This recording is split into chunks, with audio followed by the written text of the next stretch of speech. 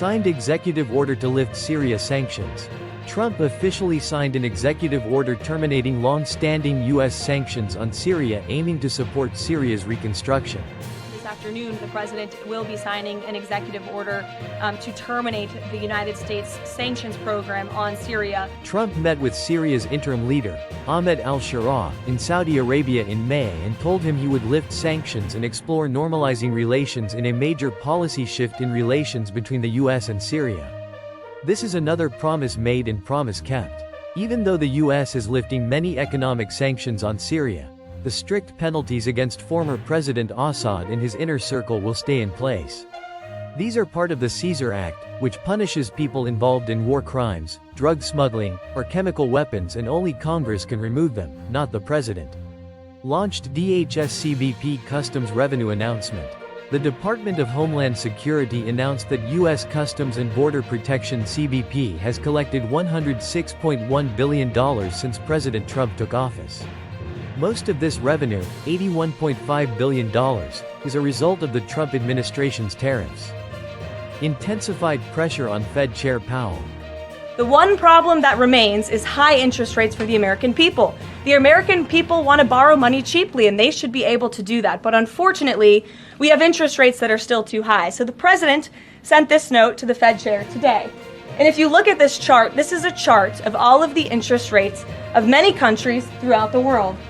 The president sent this note to the Fed chair. It says, "Jerome, you are as usual too late. You have cost the USA a fortune and continue to do so. You should lower the rate by a lot. Hundreds of billions of dollars are being lost, and there is no inflation."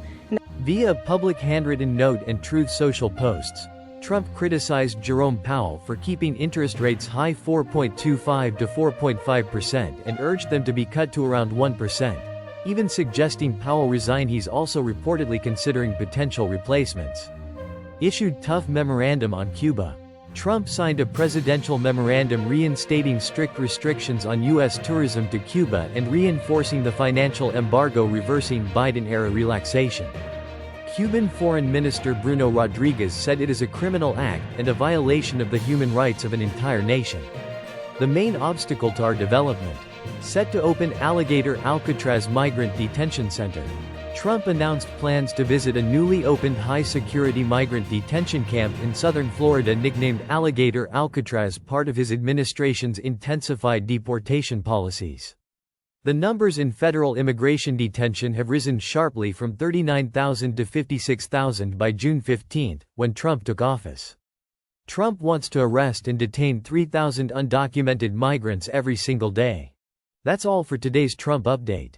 Trump is moving fast and reshaping U.S. policy on multiple fronts. Want to stay ahead of the curve?